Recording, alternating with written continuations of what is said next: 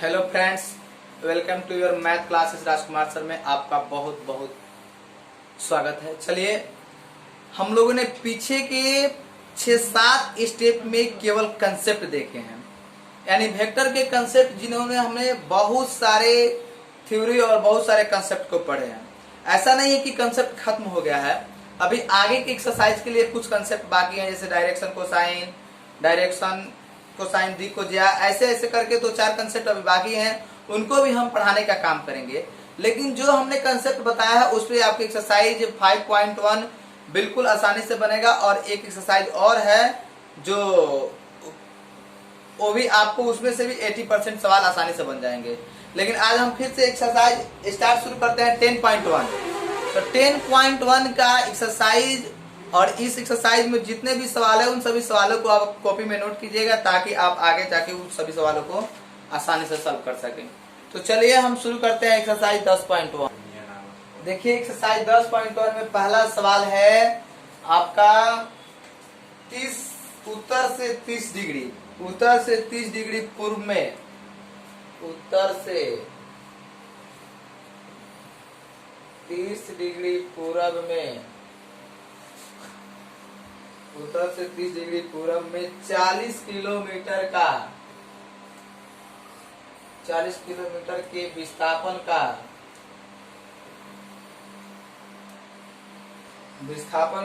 आलेखीय निरूपण कीजिए। विस्थापन का आलेखीय निरूपण कीजिए।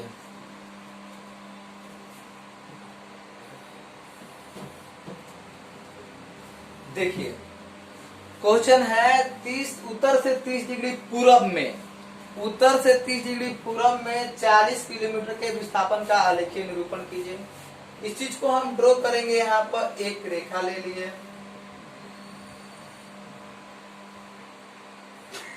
देखिए यहाँ पे आपको मिल जाएगा ईस्ट, वेस्ट, नॉर्थ, साउथ।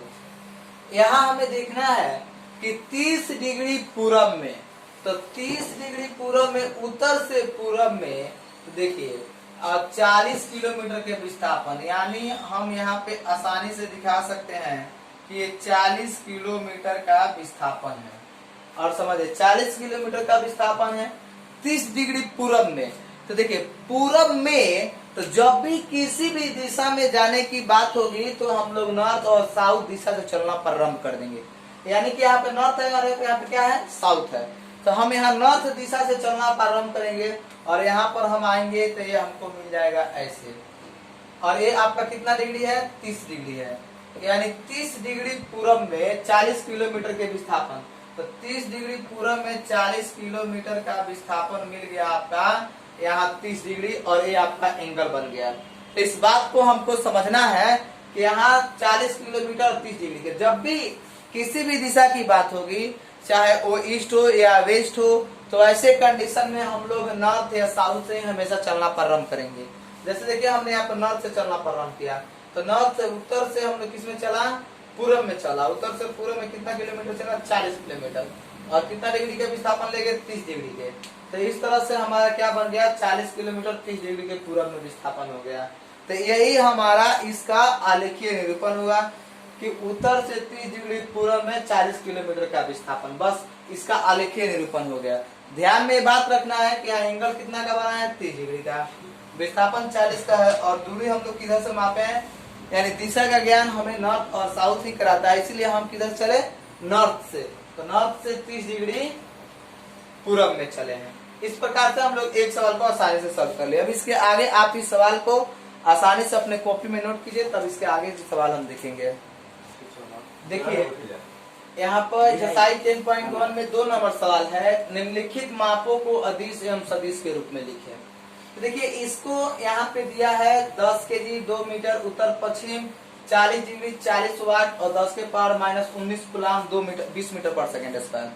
इसमें हमको इसमें से चूज करना है कि कौन अदिश है और कौन सदिश है। तो देखिए हमने आपको पीछे के थ्योरी के वीडियो में हमने आपको बताया है कि अदिश राशि और सदिश राशि, यानी सदिश राशि वैसी राशि जिसमें दिशा और परिमाण दोनों होता है, उसको हम लोग सदिश राशि कहते हैं। और अदिश वैसी राशि जिसमें केवल परिमाण होता है, दिशा का ज्ञान नहीं होता है, वो आपका अदिश राशि कहलाता है। जैसे हमने एग्जाम्पल में भी बहुत सारे सवाल उसमें बताए हैं, आपको याद भी होगा, हमने इस बात की चर्चा की कि यहाँ से अगर मान लीजिए सपोज दैट पटना से दिल्ली की दूरी 1000 किलोमीटर है, तो पटना से दिल्ली की दूरी 1000 किलोमीटर कहने से केवल ये स्पष्ट हो रहा है कि इसमें परिमाण की बात हो रही है, यानी केवल दूरी की चर्चा हो रही है, इसमें कोई दिशा का ज्ञान नहीं है। अब ये पूरब में भी हो सकता है दूरी, पश्चिम में भी हो सकता है, बट कंफर्म नहीं है कि किस दिशा में है। इसलिए पटना से दिल्ली की दूरी 1000 किलोमीटर कहना ये आपका अदिश राशि का संकेत करता है कि अदिश राशि है।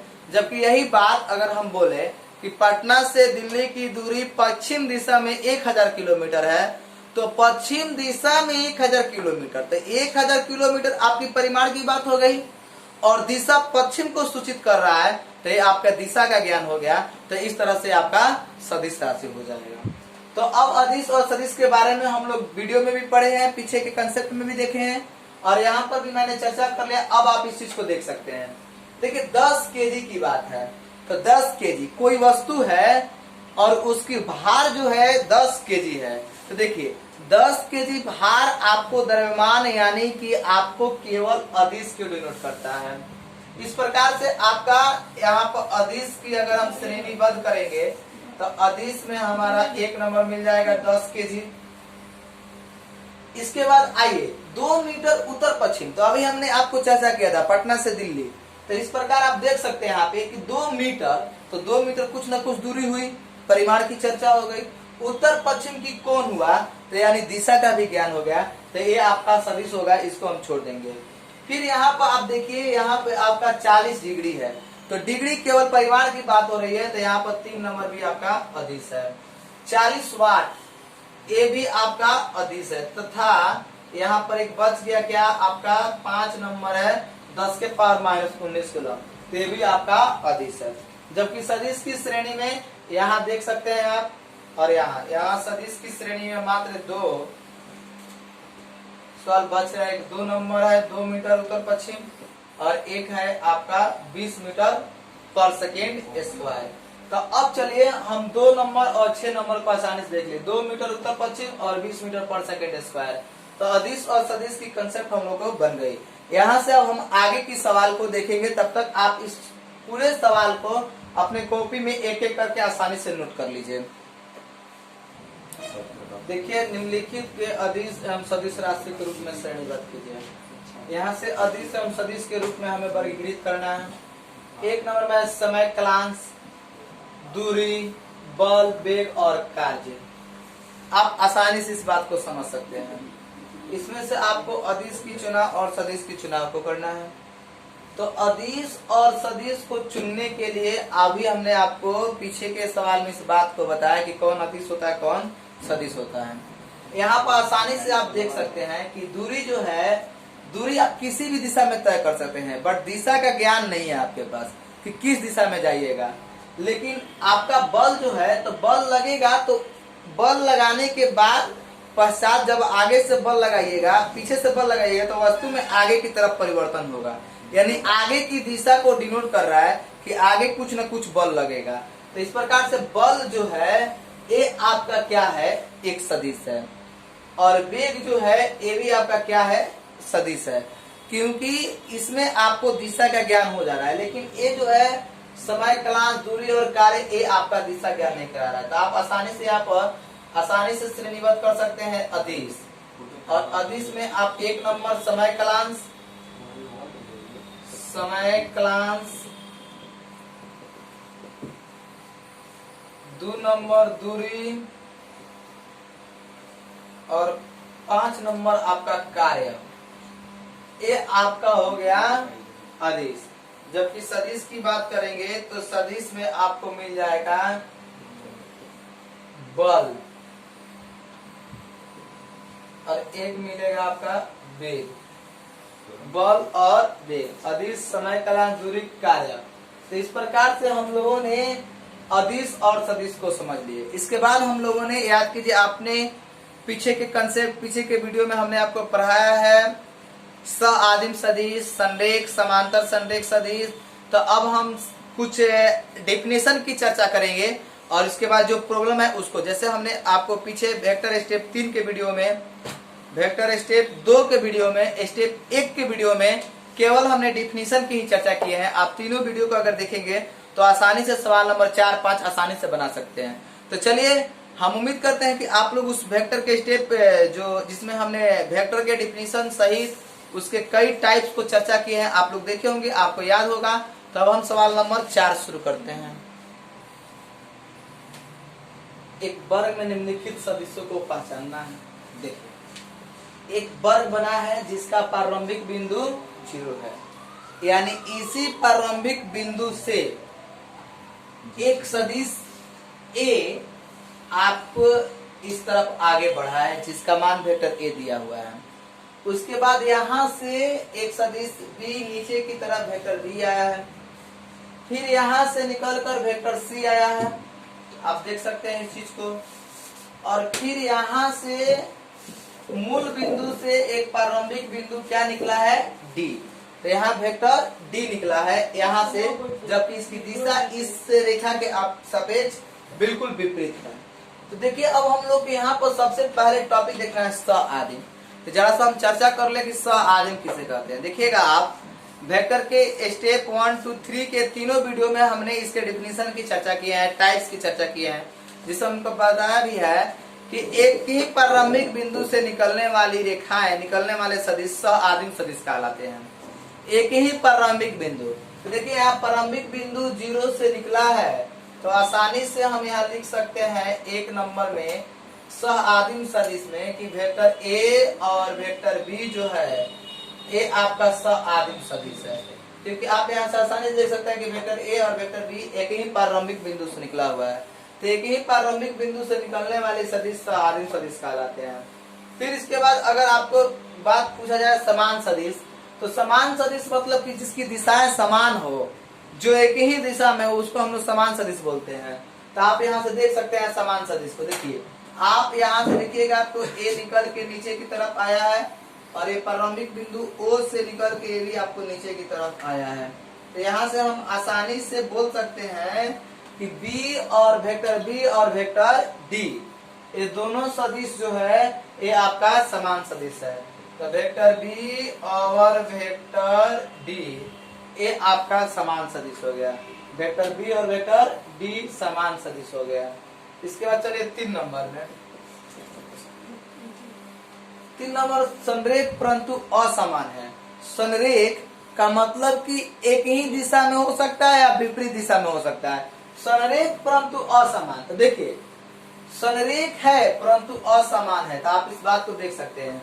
यहाँ प्रारंभिक बिंदु से निकल के रेखाएं A जो है, सदिश A जो है इस दिशा में बढ़ा है, जबकि यहाँ से इसको देखिए इस दिशा में पड़ा है। तो ये दोनों क्या है, संरेख है, परंतु इन दोनों की दिशाएं एक दूसरे की क्या है, विपरीत है। देखिए इसकी दिशा इसके तरफ है, तो इसकी दिशा इधर की तरफ है। तो यानी कि आप लिख सकते हैं कि वेक्टर A और C संरेख परंतु असमान है। तो वेक्टर A और वेक्टर C संरेख और असमान है।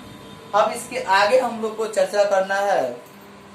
देखिए यहाँ पे हमने देखा संरेख परंतु असमान, वेक्टर A और वेक्टर C, यानी दोनों की संरेख में देखिए यहाँ से, लेकिन इन दोनों की दिशाएं क्या है, विपरीत है। सपोज दैट, मान लीजिए कि अगर वेक्टर A है, अगर इसको भी वेक्टर A लिखना हो तो इसको माइनस वेक्टर A लिख सकते हैं, क्योंकि इसका दिशा क्या है, इस दिशा के बिल्कुल विपरीत है। तो अगर ये प्लस है तो यहाँ पर माइनस हो जाएगा, अगर ये माइनस में है तो क्या हो जाएगा, प्लस में हो जाएगा, क्योंकि दिशाएं यहाँ दोनों क्या दिख रहा है, विपरीत दिख रहा है। तब आप इसको अपने कॉपी में नोट कीजिए। अब हम आगे की तरफ सवाल को देखेंगे। यहाँ हम लोग को इनमें से सत्य और असत्य उत्तर के रूप में चुनना है। देखिए 1 नंबर है वेक्टर A तथा माइनस वेक्टर A संरेख है। 2 नंबर, 2 संरेख सदिशों का परिमाण सदैव समान होता है। 2 संरेख सदिशों का परिमाण सदैव समान होता है। बात को ध्यान से देखना है, इन सभी बातों को समझनी है कि ये जो बात लिखा हुआ है क्या संरेख या समांतर सदिश के लिए बात बिल्कुल सटीक बैठता है या नहीं है। तो आप सबसे पहले चर्चा करेंगे 1 नंबर में कि वेक्टर ए तथा माइनस वेक्टर ए संरेख है। बिल्कुल, क्योंकि अभी हमने पीछे में देखा था कि संरेख सदिश जिनकी दिशाएं भले ही असमान है, जैसे वेक्टर ए है तो इस ए माइनस वेक्टर ए हो जाएगा। भले ही दिशाएं विपरीत हैं, लेकिन ये दोनों क्या है, संरेख और समांतर सदिश हैं। तो संरेख और समांतर सदिश हैं, तो ये जो है आपका पहला नंबर बात जो है वो सत्य है। क्योंकि अभी हमने पीछे की सवाल नंबर 4 में हमने देखा था, एक वर्गाकार वर्ग जो बना था उसमें हमने इस बात की चर्चा भी किए थे कि वेक्टर ए देखिए दिशा इसके तरफ है और एक ठीक इसके विपरीत दिशा में है, तो दोनों की दिशाएं दूसरे के विपरीत है। तो ए आपका क्या है कि वेक्टर ए माइनस ए संरेख है, यानी संरेख का कंसेप्ट आपका बन गया कि ए जो है आपका यहाँ पे दिशा एक दूसरे के विपरीत हो सकता है। अब आइए, कह रहा है कि दो संरेख सदिशों का परिमाण सदैव समान होता है। तो आप ही सोचिए, यहाँ परिमाण समान हो सकता है, आप देख सकते हैं दोनों की दिशाएं विपरीत है, तो यहाँ पर देखिए तो परिमाण समान हो सकता है क्या? वेक्टर ए क्या माइनस वेक्टर ए के बराबर हो सकता है? बिल्कुल कभी नहीं हो सकता है, क्योंकि आपके सामने ही इस बात को प्रूफ मिल रहा है, कभी नहीं हो सकता है। इसलिए ये बात जो है आपका असत्य है, क्योंकि ये तो सही है कि दो संरेख सदिशों का परिमाण सदैव समान होता है। सदैव समान नहीं होता है, सदैव असमान होता है, क्योंकि देख सकते हैं आप जब ये संरेख है तो इनका परिमाण आपस में समान नहीं है, vector A minus vector A के बराबर नहीं हो सकता है। तो ये आपका 2 नंबर बात असत्य हो गया। समान परिमाण वाले दो सदिश संरेख, बात वही थोड़ा सा बदल गया है। आप इधर से पढ़ेंगे तो बात सीधा है और इसी बात को उलट कर लिख दिया गया है। आप देख सकते हैं सदैव परिमाण सदैव समान परिमाण वाले दो सदिश संरेख होते हैं, बिल्कुल नहीं, क्योंकि समान परिमाण वाले दो सदिश संरेख कैसे होंगे?